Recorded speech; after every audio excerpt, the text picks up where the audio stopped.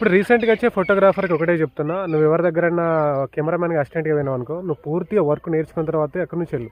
అంతలో మళ్ళీ నువ్వు 6 మంత్స్, 1 ఇయర్ వర్క్ నేర్చుకొని నాకు ఈ వర్క్ ఇంట్రెస్ట్ లేదు, ఈ వర్క్ రావట్లేదు అని చెప్పేసి వేరే పని మీద వెళ్ళినావనుకో, ఈ 1 ఇయర్, 6 మంత్స్ కూడా వేస్ట్ అవుద్ది. సో, మనం ఏది చేసినా మనమనే కాదు నువ్వైనా, నేనైనా ఎవరమైనా గానీ, మనం కంపల్సరీ ఒక పని మీద ఫోకస్ చేసిందంటే పూర్తిగా దాని మీద కంప్లీట్ 100కి 100% ఎఫర్ట్ పెట్టి ఆ పని నేర్చుకొని ఆ పనిలో మనం కంటిన్యూ కావాలి. మనం 1 ఇయర్ ఈ పని చేసి, 1 ఇయర్ ఇంకో పని చేస్తే చాలా డిస్టర్బెన్స్ అయితది. కొన్ని ఇయర్స్ మనకు వేస్ట్ అయితది. మనకొక ఏజ్ వచ్చిన తర్వాత ఏం అర్థం కాదు. అసలు అక్కడ 1 ఇయర్ వేస్ట్ అయిపోతే ఇక్కడ 1 ఇయర్ వేస్ట్ అయిపోతే అనిపిత్తది కదా!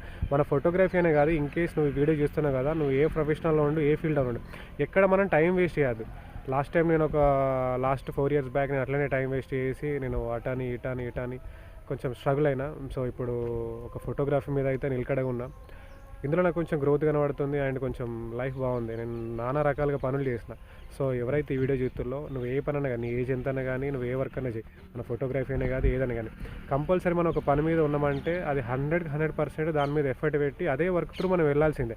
ఆ వర్క్‌లో సక్సెస్ అయినంక నీకు అది ఓవరాల్‌గా అనిపించి దాంట్లో నువ్వు ఒక 5-10 ఇయర్స్ ఉన్న తర్వాత ఇంకేమైనా బిజినెస్ స్టార్ట్ చేయాలా, ఇంకేమైనా ఫీల్డ్ నేర్చుకోవాలా అనేది అప్పుడు అడిషనల్‌గా ఆలోచించు. కానీ ప్రస్తుతానికి ఉన్న టైమింగ్ ఏందంటే ఏదన్నా ఒక దాని మీద ఎఫర్ట్ పెట్టి ఫోకస్ చేసి ముందుకెళ్ళు. సక్సెస్ అనేది కంపల్సరీ మనకొస్తది. ఎక్కడ టైం వేస్ట్ చేయొద్దు. నువ్వైనా, నేనైనా ఎవరైనా మంచిదే. టైం మన గురించి ఆగదు. ఎక్కడ టైం వేస్ట్ చేయొద్దు.